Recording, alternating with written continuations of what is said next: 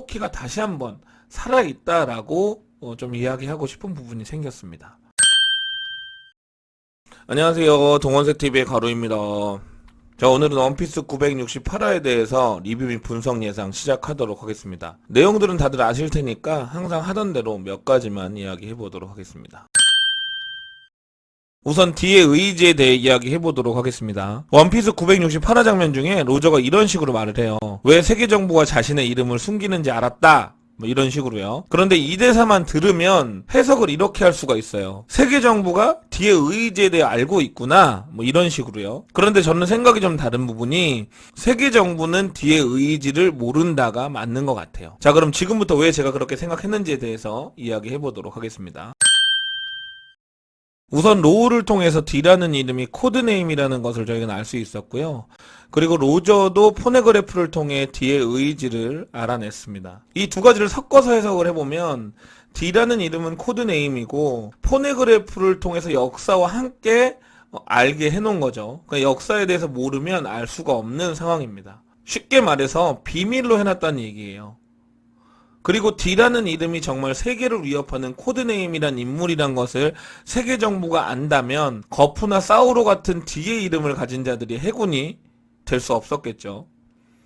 이런 이유들로 세계 정부는 D의 의지를 모른다라고 저는 생각을 한 겁니다. 그럼 로저의 대사는 무엇을 의미하느냐? 바로 800년 동안의 역사에서 D의 일족들이 보여준 행보 때문에 그런 이야기를 했다고 생각을 합니다. 록스, 로저, 티치, 루피만 보더라도 사상도 다르고 생각도 다르고 많은 것이 다르지만 확실한 거 하나는 거침이 없다라는 점이에요.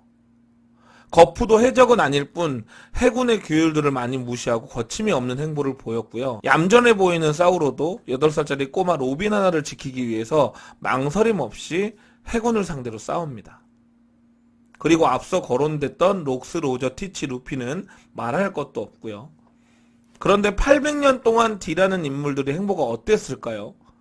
지금의 D의 인물들의 행보를 봤을 때 어느 정도 예상이 되는 부분입니다. 엄청 날뛰고 다니지 않았을까 생각을 해요. 그래서 누군가는 D의 이름을 가진 자들의 거침없는 행보를 보고 신의 천적이라는 별명까지 붙여줬습니다. 그리고 38년 전 록스가 갓벨리 사건을 일으키죠. 록스의 풀네임은 록스 디치백. 또 D의 이름을 가진 사내가 천룡인의 목숨을 위협하는 사건이 생긴 거예요. 얼마 만에 공백에 이런 사건이 생긴지는 모르겠지만 어쨌든 또 한 번 천룡인은 D라는 이름을 가진 자에 대한 두려움을 가졌을 거라고 생각을 합니다. 어쨌든 그 사건은 거푸와 로저에 의해서 무마가 잘 됐는데 그리고 14년 후에 로저가 해적왕이 됩니다. 모든 역사를 알았다는 뜻이고요. 많은 금기에 도달했던 록스보다도 완성도가 있는 위험 인물이라는 얘기가 되는 거죠. 그런 로저가 또 D의 이름을 가진 인물이라고 세계에 발표를 한다면 가장 두려움을 느끼는 존재들은 누구일까요? 저는 생각해 봤는데 바로 천룡인이 아닐까 생각을 해봤습니다. 아마도 그래서 세계정부는 천룡인을 생각해서 해적왕이라는 칭호를 얻은 골디 로저를 골디 로저가 아닌 골드 로저로 칭해서 세간에 발표한 것은 아닌가 이렇게 생각을 해봤어요. 그리고 라푸텔의 포네그래프에 적힌 D의 의지의 내용 중에 이런 내용이 있지 않았을까 좀 상상을 해봤습니다. 우리 D의 인물들의 행보에 천룡인은 두려움을 갖고 있고 세상 이곳저곳에서 우리들을 신의 천적이라고 부른다고 한다 하면서 뭐 껄껄껄 뭐 이런 식의 조이보이 스타일의 내용이 적혀 있지 않았을까 생각을 해봅니다. 그렇다면 로저의 대사는 이렇게 수정될 수도 있을 것 같아요. 수백 년간 D를 두려워한 천룡인들을 위해 세계정부는 내 이름을 숨긴 것이로군 이렇게 바뀔 수 있다고 보여집니다. 어디까지나 뭐 제 생각이니까요. 댓글 달아주시면 감사하겠습니다.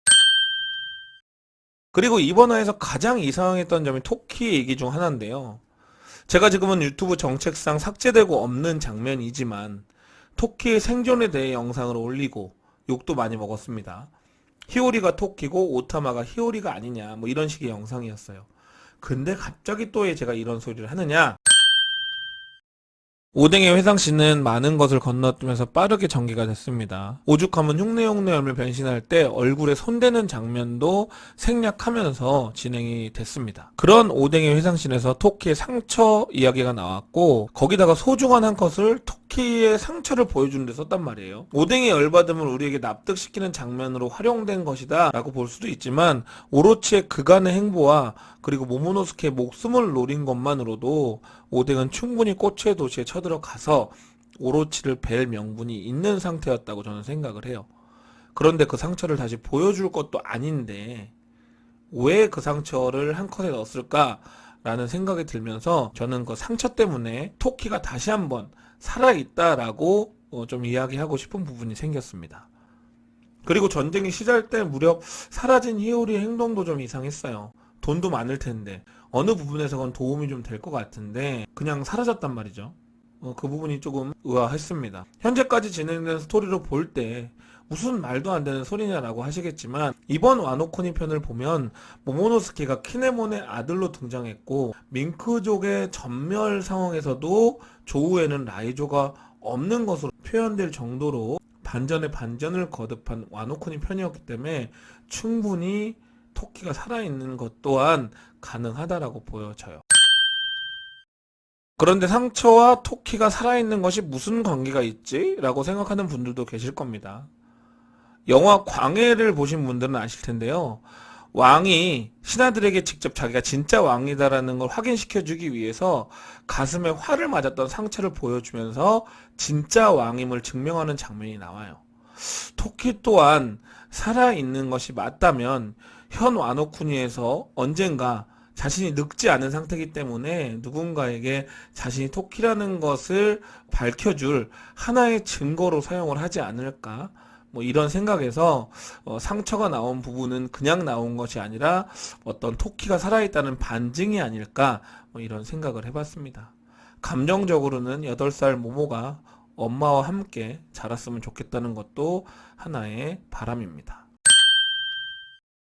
그리고 샹크스는 아버지 같은 로저와의 이별을 직감해서 해산에 대해 물어보고 대답을 들은 이후에 오열을 한 것이 아닌가 생각을 하고요. 그리고 두 명의 왕과 조이보이 관련 내용은 너무나 루피를 직접적으로 가리키고 있어서 조금 생각을 해봐야 할 것 같아서 다루지 않았습니다.